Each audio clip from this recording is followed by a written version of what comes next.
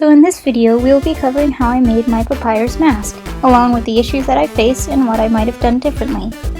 First, before I start any project, I develop an idea of what I want to accomplish. For this project, I decided that I wanted to make a mask that was familiar to Papyrus's personality and look, but also look realistic and try to stay as close to his sprite's proportions as possible. For the inspiration, I looked to both Papyrus's in-game sprites and his SFM model, specifically since it was made three-dimensionally. I drew many reference pictures and ideas illustrating how such a mask would be put together, and what I would want it to look like in relation to other skulls. Through this, I figured out how the mask would fit on my face, how the jaw would be hinged, and how I would look out the mask and how it would sit on my head without falling off. Then I began to do as much research as I could into previous projects and ended up using 3 tutorials as primary sources of inspiration. The 3 tutorials that I took from were from the 3 creators Ohbamby, Chiherah, and Ampersanders cosplay. After I measured my head, I began to build a sculpture base of the skull using modeling clay on top of a mannequin head. And yes, I used all of the clay I had, which was about 2 pounds of modeling clay. I covered the whole thing in saran wrap. This is important because it'll give something for the duct tape to stick to. After everything is covered, I cover everything again, but with duct tape. And 1 layer should suffice as long as everything is covered. Once everything has been duct taped, take a permanent marker and mark the cut lines. It's best to cut along the points that have the most curves. When you cut out your pieces, you want to have as little bend to them as possible. Label your pieces so that you'd remember where they sit on the head. I also use tick marks to further remind me how they should line up. Different colored markers can better help distinguish between the left and the right side. After everything has been labeled, take an X-Acto blade and carefully cut along the marked seams. You do not want to mangle up the clay base underneath too much, as it will be used later.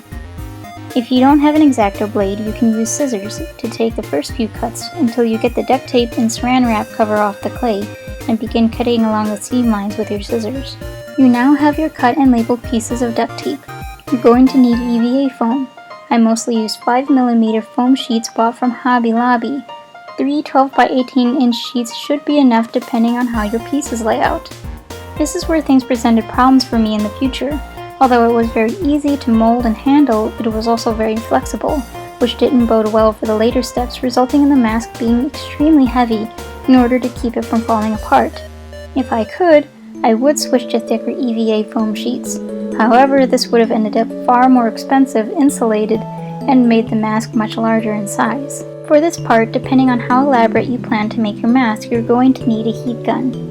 If you're working on carpet, put down several pieces of newspaper to protect the floor from getting burnt or worse, catching on fire.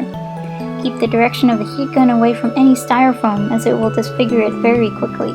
For any parts of the foam that needs to be bent, you're going to heat that area until the foam begins to show signs of becoming moldable.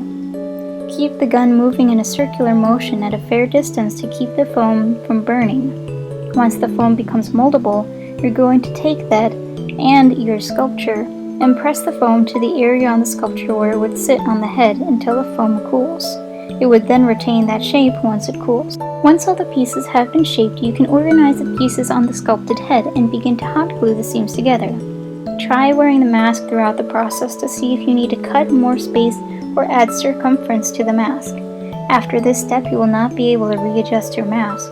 Once you're happy with how the mask fits on your head, it's time to add definition and plugging up any holes where the seams didn't quite meet up with Model Magic Air Dry Clay. Depending on how elaborate you make the previous steps, you might not need to do this part.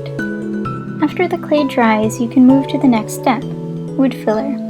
Originally I used the color changing wood filler that would turn white when it dried. However, this soon got rather expensive and I switched to the normal wood filler that dries tan. You're going to be at this stage for quite a long while. You're going to cover all of the foam in wood filler and wait for it to dry. Once dried, begin to sand it with 100 or 200 grit sandpaper. You can go as soft as 400 grit as well. Once it's been smooth enough and dusted off, you can go back and reapply the wood filler and repeat until your mask is strong enough and smooth enough. This is also where using thin foam came back to haunt me, because I'd sand down the wood filler but it would continuously crack before I could get the mask to a smooth enough state, which I was happy with. Basically, you might be stuck at this stage for half a month of constant sanding and reapplication until you run out of time, or you just decide it's good enough. Dust everything off and cover it all with Mod Podge. I suggest matte Mod Podge since the foam doesn't really glisten, and it's not something you want shining in pictures. The Mod Podge will take care of any hairline cracks you might have seen forming on the mask when you were sanding it. The more layers that you put, the stronger the mask will be, and the longer it will last at the convention. I suggest 5 thick layers should be good enough. If cracks begin to form during the convention or after, you can always reglaze it with Mod Podge and repaint it. After your mask's been sealed, you can choose to spray paint or to hand paint. I don't have an airbrush, nor did I want to spend more money on this project, so I just hand painted everything with white and blue acrylic, using a sponge and a brush.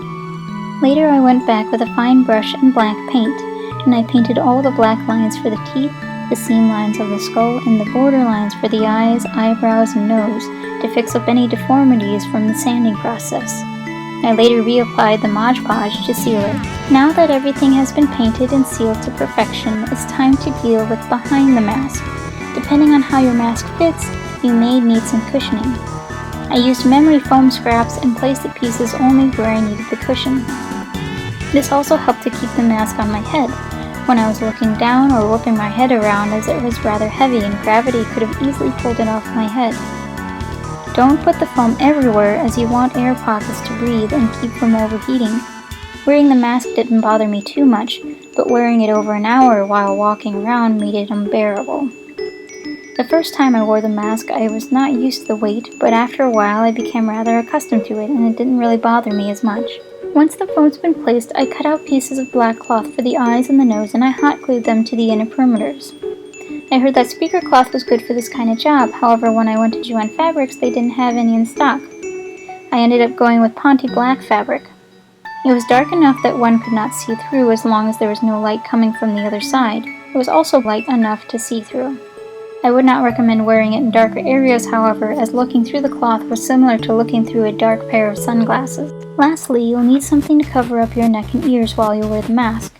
For this I made a simple ninja mask made out of stretchable performance fabric or spandex. If you're cosplaying Papyrus, you're probably already going to be wearing a black spandex suit. So if you're making the suit yourself, use the extra fabric you have to craft a neck cover. And if you bought the suit, you can probably find and buy a ninja mask online or find a similar fabric to craft with. And there you have it, the Papyrus mask.